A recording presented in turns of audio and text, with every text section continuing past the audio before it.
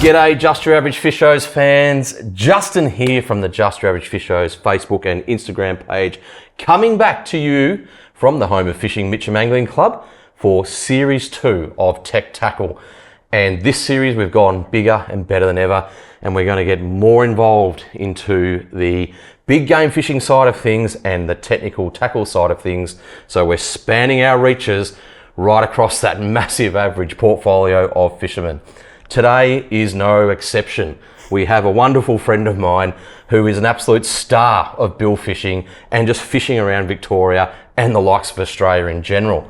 So I'd love to welcome to this Tech Tackle episode number 6, talking about all things marlin, which I know nothing about, Lachie O'Reilly. How are you, mate? Good to see you. Good to see you. Thanks for having us. Now, you have been tripping around Australia. Yes. You've done a trip, or you actually working out of Cairns on a game boat. Yeah. Tell us about it.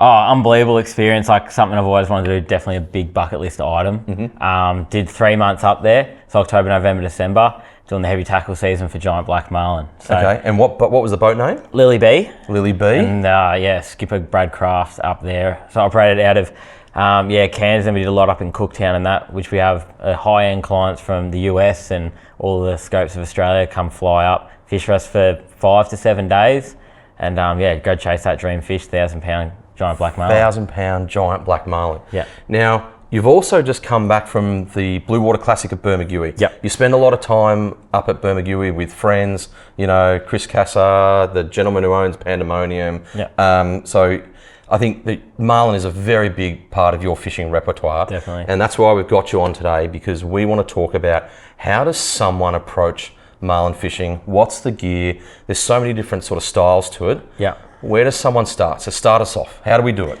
So obviously having a boat that's within the capabilities of going to the shelf, fishing rough weather and coming back. Obviously it's a very unexpected environment that we fish in. So you can be out there and then the next day or within 10 minutes of blowing 15 knots. So you're on a boat that's capable. Right safety gear, we always talk about our safety and always want to get home nice and safe. So 6 meters plus ideally. 180 litre to 200 litre minimum fuel tank capacity, depending on what engine you got. And then you start diving into your gear and stuff like that we want to run. So there's obviously a lot of different ways to target these marlin, which is what we've talked about. Yeah, so we've got switch baiting, live baiting, towing lures. Skip baits as well. Skip baits. Yeah. Okay, so obviously lures, you know, are pretty well known. Skirted lures. Yeah. Because people will use them for tuna and yellowfin, bluefin, stuff like that. Yeah. So why don't we start there? All right. Right. So what's the size marlin that people are sort of going for at Eden and Bermagui? So your stock standard early season is probably 70 to 90 to 100 kilo. As the season progresses, especially coming into Easter and mid-March and so forth, you're normally pushing up to about 140 would be a real good fish. Really good fish. Yeah. Okay, and these are mainly striped and blues, is that Stripe and blacks mainly. Stripe and blacks, okay. You get a lot more striped marlin than the odd black marlin. You find the stripes act a lot more aggressively to the lures and the blacks, especially down south, different to up north. But yeah, mainly you're targeting striped marlin. All right, so how do we do it? Let's think about it. So assume for a moment that our average fishers have got the right boat. Yep. And they've got a bit of an idea, or they engage someone of your services to take them guiding. Yep. Where do you start them off with gear? So we're going to do both talking about skirted lures and say live baiting, switch baiting. Rightio. So you want normally a 5 lure spread at least. Normally run 2 or 3 lures depending on the spread and the style of the boat. They're all a little bit different on how you want to run. So which we've got some lures here as well. Just to touch on, these are some JB lures that Dave Venner sent us that we used over the last couple of seasons. A couple different colours, different daylights. Obviously when the sun's up, this is a bit of an evil pattern here. Works really, really well when the sun's up a bit more. Those early mornings or late afternoons, this darker colour really comes into its own. It's got some nice scratches on the side. Now these are the dingoes, aren't they? Correct, JB dingoes. Yep, it comes in a couple different sizes. It uses small dingoes as well at times.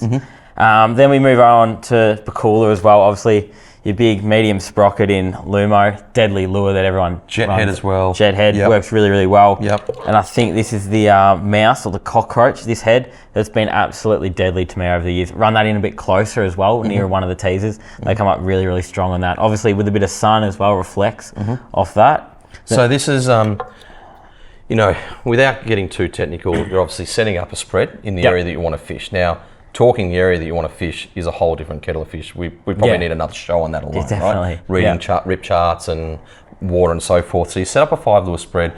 Is it 5 lures in the water at once, or a couple of 3 and a couple of teasers? Like, what are you doing? Yeah, so my personal way I like to run on my boat and Pandemonium, the way we run it, we'll have a teaser in real short, and then obviously you want outriggers for marlin as well. That's another big thing. Rather than the rod riggers, you want the lures up in the clean water, a bit different to the tuna. So we'll have 2 lures on the riggers, a teaser in close, and then we can either have another lure on the left in the corner, or we can have that whole area opened up to switch them onto a marlin. Okay. So, or you can add 2 teasers, but that gets pretty technical once you start doing things like that. You want to keep it nice and basic. Basic gets you a lot more fish and a lot cleaner hookup.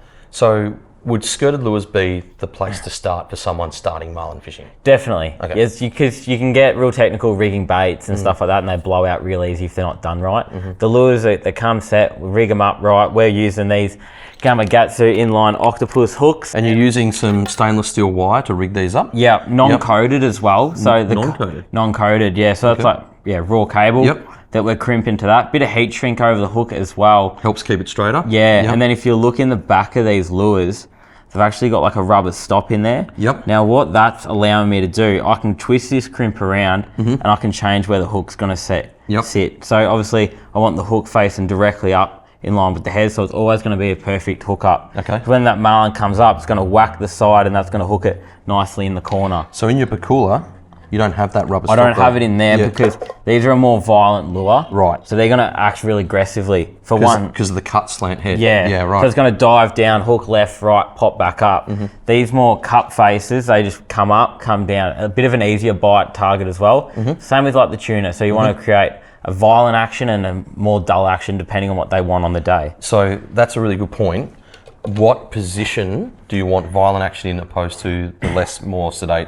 Yeah, sort of so depending on the spread, if we're running that spread, I'll have one each on each rigger, depending on what I'm doing, but I'll have a violent and then an easier looking target one. If I'm running one in close, I normally leave that, like that's been really deadly to me. That's a nice, easy, doesn't move much, creates a little bubble trail, and it's going to be a real clean action. I found when you put more violent lures in real close, the fish come up real angry and they'll just whack it and you get an odd hook up, or they'll jump a little bit and throw them. Lures, you'd lose a lot more fish on most people, how they run them, but we've dialed in the lure fishing quite more than most people, and we've had a really good success, especially with those hooks have been really deadly. So a couple of things I'm just noticing here, Lachie, that I'd love to ask you questions about is, I'm actually quite surprised for you saying a fish, say 90 to 140 kilos. That is a really light gauge hook. So I assume marlin have a pretty, obviously a bony bill and a bit of a bony mouth, or a big, massive jaw plate. How does that go penetrating? Was that why you're using a thin gauge? So that's why we're running a thin gauge. So we've run heavier styles in the past. You do definitely get them, don't get me wrong, but you lose probably more than 50-50. We've dialed that down. We've run lighter hooks as well in the past, and you find you bend them a lot on the boat or the trace, or even early during the fight. These hooks have been a real big standout for us, that we can go real hard on the trace, we'll get the hook back, be able to remove it from the fish. It's good for everyone, and it lasts really well. We're running our strike drags, which we'll get into tackle, on about 5 kilos. It's quite light.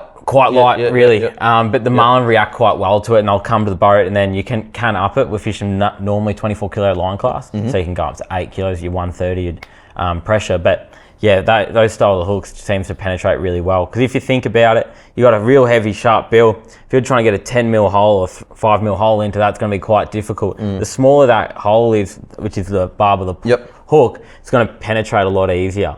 So we get that in, and then it's going to give us a better hookup. I also noticed single hooks. Now, there's a lot of purists out there that'll go the double offset, so one up, one sideways, with a shackle and so forth. Tell me about that, because some people think that the double's good because if it doesn't hook up right, the lure can wrap around the bill and ping them that way.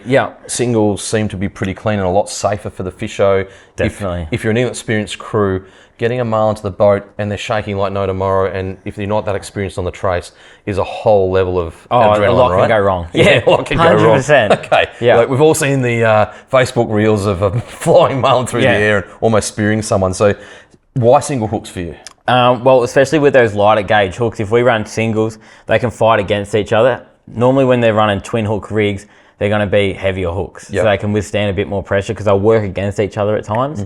The single hooks, for one, as you said, cleaner, safer, and we've seemed to get a bit of a cleaner hookup rate that way as well. And a marlin, with how it comes up, it zooms in and it strikes its bill and it can turn away on the hook and so forth. So where are you generally, with a single hook, are you actually hooking the marlin generally? So mainly pretty well the end of the bill where it comes in, where the mouth starts to open up. It's probably down the back there, near the face and the jaw and stuff like that. But mainly, on the top or the bottom half of the bill. So it's a pretty clean hookup. Every now and then you do get them in the corner of the mouth as well, but that's when we start talking our live baits a bit more. But yeah, normally all around the bill, so it's safe for the fish. We're not hooking them randomly in the spots, but you do get to the odd hookup. So if you're lure fishing, you want ideally the fish to come up pretty well 90 degrees with the lure, eat it, swipe and turn away. Different to your live bait, you want them to come up nicely and grab it. When you get that with a lure, they seem to shake it loose a lot. But yeah, they come up with a lot of different styles depending on how hot they are and if they're dolly or if they're real active. And Okay.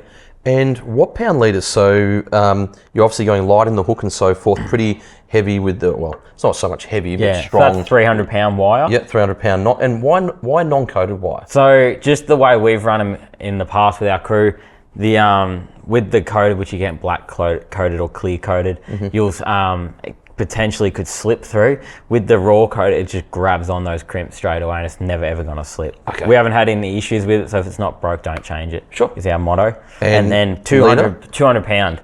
You can run 250 as well, but I find the 200, especially the way I'm running a few different size skirts, just gives it that real good action. It's not going to blow it out or make it spin and whatnot. And is that important? Because if you're running light drags and 24 kilo line, and someone said, well, why not 150? Because then you're getting better lure action potentially. But is it because those bills are pretty sharp? And definitely. But like on our live baits, which we'll get into as well, we'll run up to 100, 130 pound as well. But especially on the lures, you get a lot of bill wrapping, so it will chafe up real easy. But yeah, normally we've had no issues with 200. You get in the bite, you'll outfish most people still.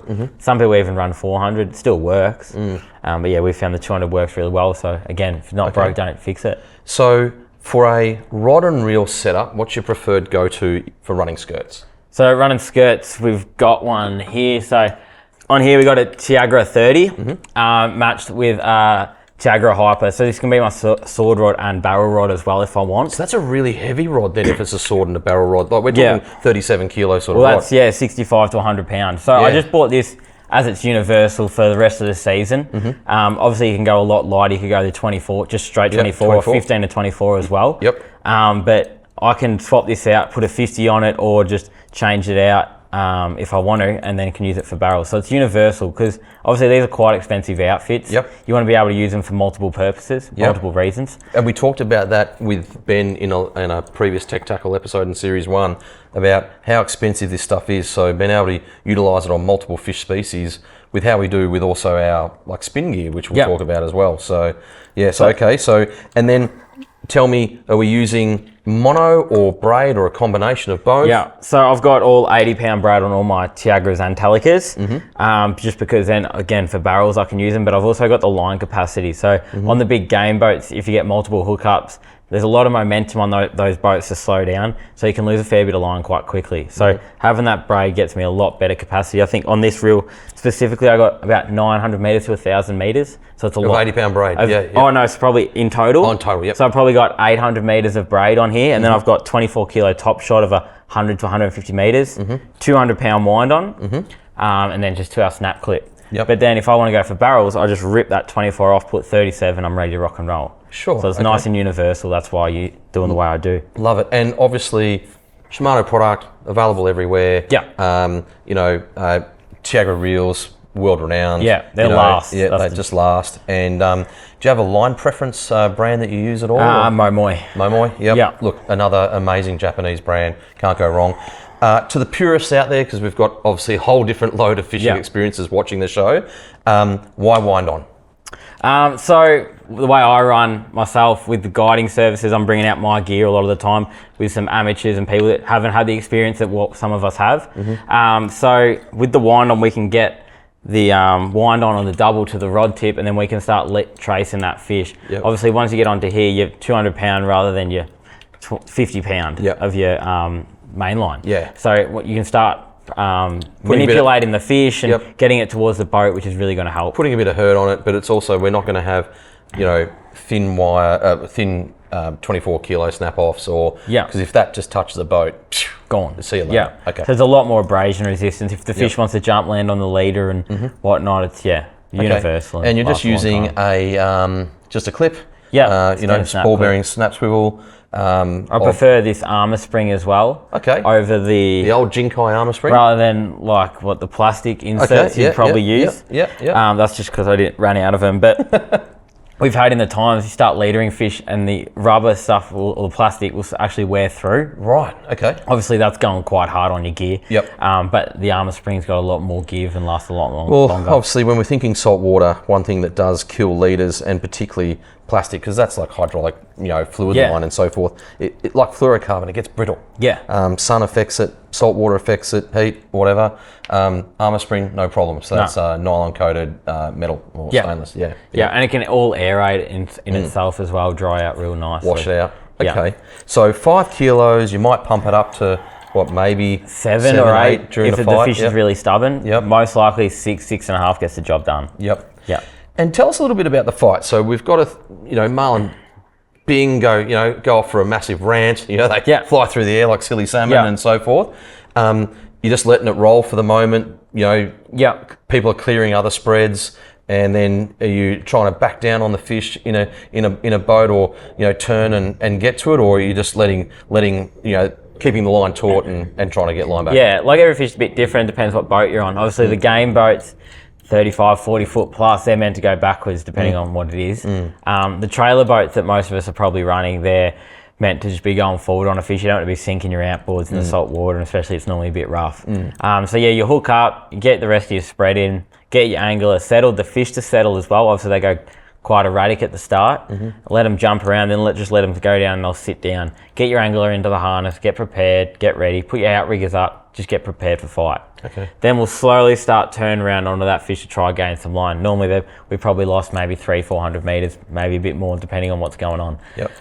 Then we'll just slowly cruise up to the fish. The fish might jump again and do its thing, and everyone's cheering and it's all good. It's good fun. Bit of excitement. And then you eventually just start working the fish and just get closer and closer. Probably do real big circles. Don't attack the fish because it will change actions a lot. Sometimes fish are more erratic, some of them are a bit doughy, which is always nice when they come near the boat. Some of them want to jump in the boat.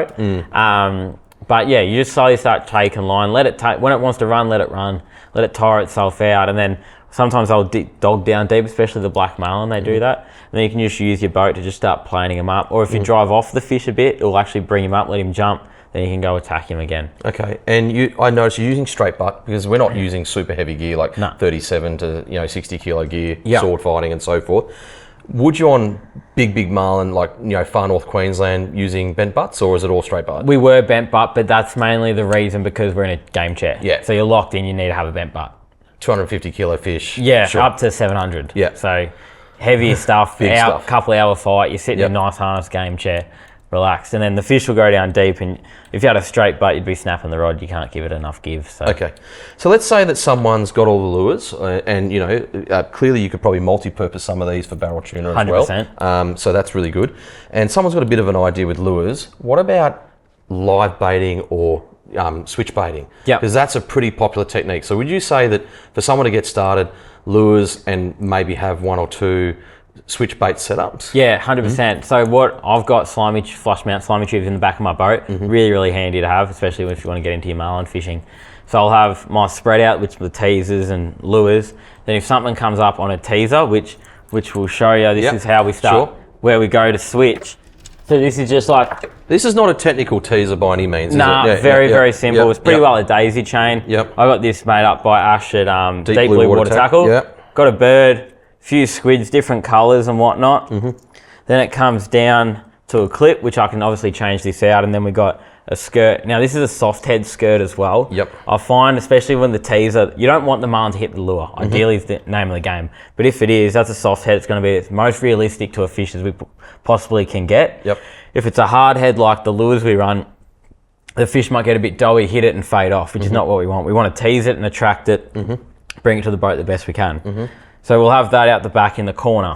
Now, when we start switch baiting, we're using the hooks I'm running here are inline big bait circles 9.0s from Gamakatsu. Yep. What pound leader to that? Now, probably 150 is what I like to start with. Yep. Because you get a few different situations at times. If they come up on the teaser, you could run 200, 250 to be honest. You'll still get the bite because there's a lot of prop wash. If we rock up to a bait ball, which is some incidents you got, the main line or your leader is something that the fish are going to see when you're trying to pitch into nice clean water. So if I got 150, I know I can work with that. And if I go to a bait ball, I have different situations, I can get away with it. Sure. When you get it near the boat, you want 400 pound ideally, but it is what it is. Yep. So and you'll snell 150 onto that? Yeah, so you go through always go through the top where the barb is pointing for the snell, and you just snell it down the hook and then pull it tight. So it's going to always circulate in the corner of jaw. We've had a really, really good hook up rate with them. So that's my go-to, those Gamakatsus. Gamakatsus. Now, outfits that we're running with this. So obviously no rollers. We want a nice clean when we're putting that fish or that livey towards that teaser. We want it all to flow nice and You're easy. sort of casting as well, so which is not a rollered setup, obviously. No, definitely. And then again, if we got a bait ball, we want to be able to cast that 10, 15 meters and go attack that fish. Sure. So that's my outfit. Talica 25, again 80 pound braid with probably a 100 meter top shot of 24. Okay. 150 pound wind on from my double and then to my circle hook there. And then you'll have a bit of Dacron off that, and that'll loop through the slimey's nose, sit at the front, make it swim really freely. Yeah, so it's not just a hook through the top of the mouth. Nah, you're not gummy fishing. Yeah, we're not gummy fishing here. So you need to get proficient at doing Dacron loops and or rigging with floss or something like that. Definitely. Yeah, absolutely. And that's a Shimano switchbait, so it's actually designed for switchbaiting. Yeah. Because what switchbait, if I'm not mistaken, essentially means is pulling up on a teaser and then we're changing its mind. We're throwing something different, right? Yep. So we'll have ideally that teaser either on an electric or like a big jagger or something that we want to crank in. So for instance, let's picture a scenario. The fish comes up on that teaser. Someone will yell, yep, on the teaser. Someone's job is to bring that teaser in. You crank that in as quick as you can. The guy runs to his switchbait combo and will throw that livey in the water. He will then feed that back. Depending where your teaser is, I normally have about 15 meters behind the back of the boat. Put that there and then hold it. Obviously your reel's going to be in free spool. So you're going to hold it up nice and high, get that fish swimming, bring it up. And you'll see the marlin just arise out of the water and just start tailing that fish. As that's tailing that fish, you'll see the marlin open its bill and you literally just drop the rod and just feed it straight into its mouth. Then we're still in free spool, let it run, clicker on, because I don't want to overrun the reel. Clicker on for about 5 to 6 seconds, some do 8, depending on how it eats. Then you slowly just go up on the drag.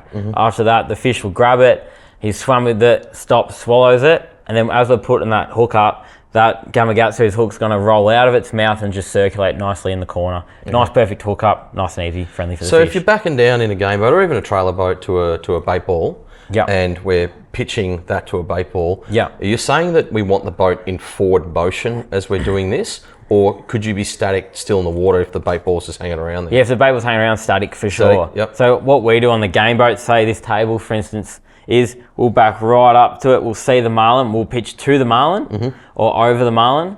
Pretty well you got your bait ball, you got marlin circling around it, normally with a seal.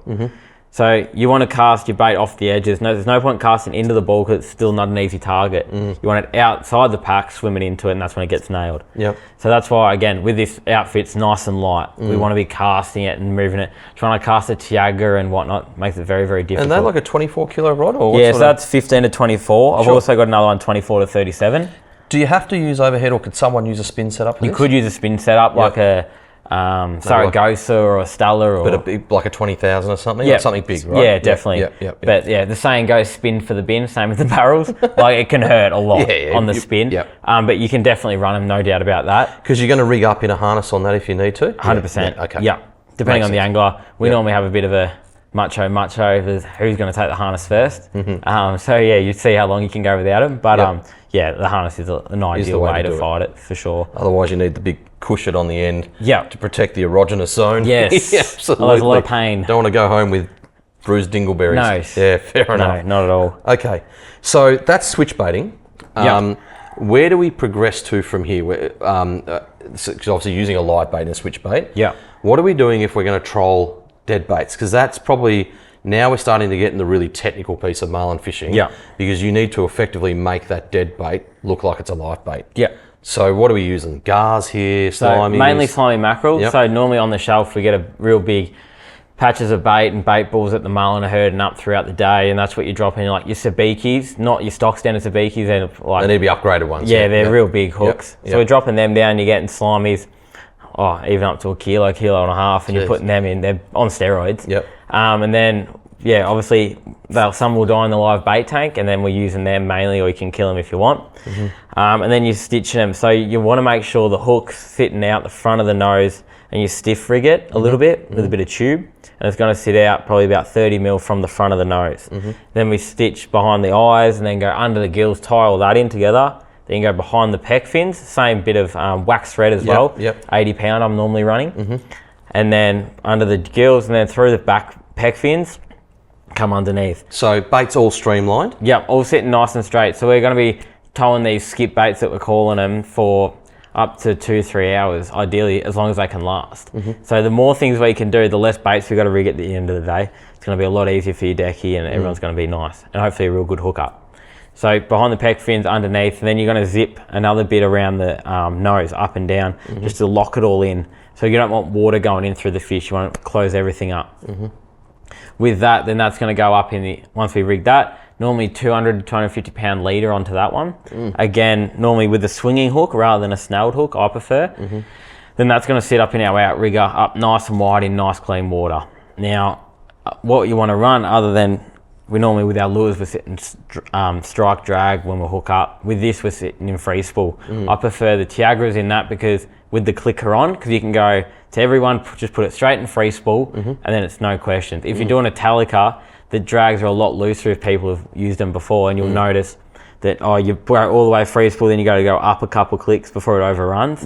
With people that don't know really what they're doing, it's too difficult. To do the Tiagras on the clicker, it's a cheaper reel. Definitely. Obviously, they've both got their purposes, like we're using the Talicas for the Switchbait, Tiagras for our trawling, our lures, and our skip baits.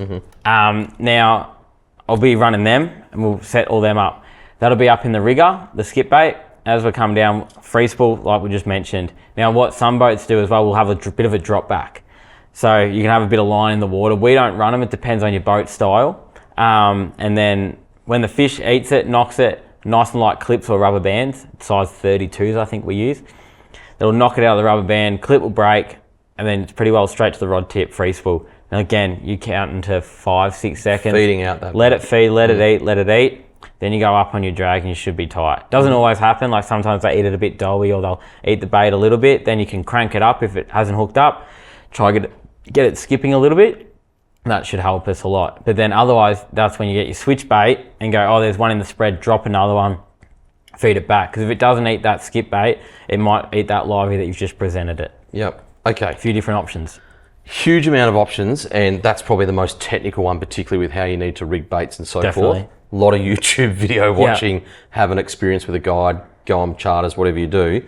Tell me, if you're going to go out in the trailer boat and you've only got half an idea, not a full idea, if there's such a thing, do you start with lures and then get ready to live bait? Like, is that really the comment? Like, why would you turn to dead baiting if you've got the other two choices? Like, so the skip baits are on a circle hook.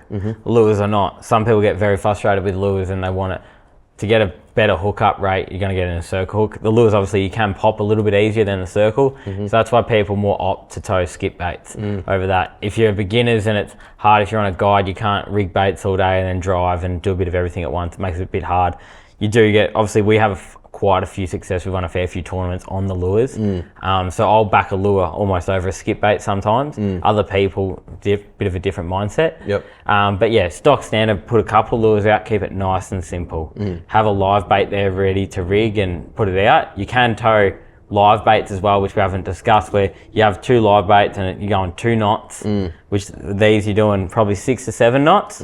Skip baits, you're probably doing about 5 knots. So you got all different speeds that you want to vary at.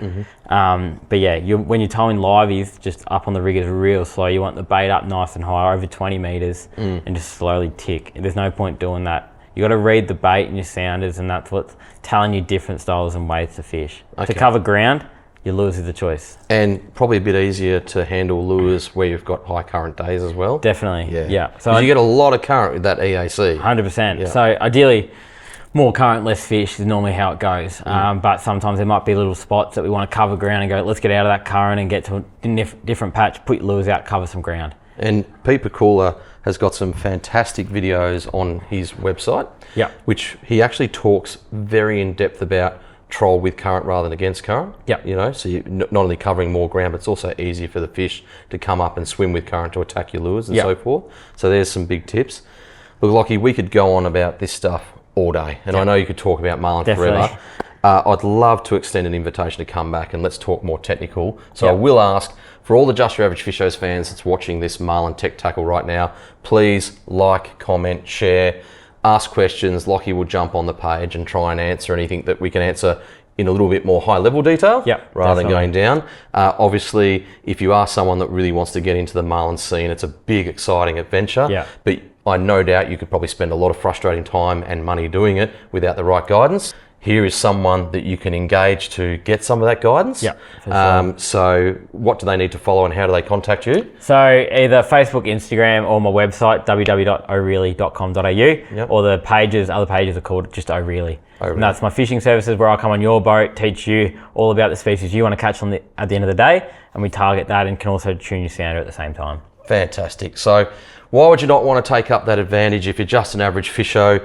Tech Tackle Season 2, episode number 1, started off with absolute banger. Unreal. Lachie, thanks for joining us. I really appreciate it. Stay and we'll get some more shows out. And thank you so much for sharing your knowledge. No, I appreciate it. Thank you very much.